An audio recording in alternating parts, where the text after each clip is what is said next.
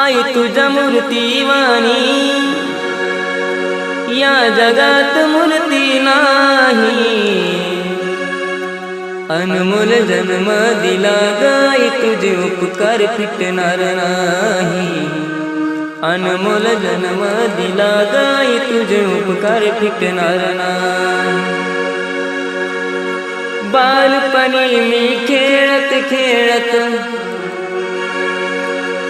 बालपणी मी खेळत खेळत होत जवताना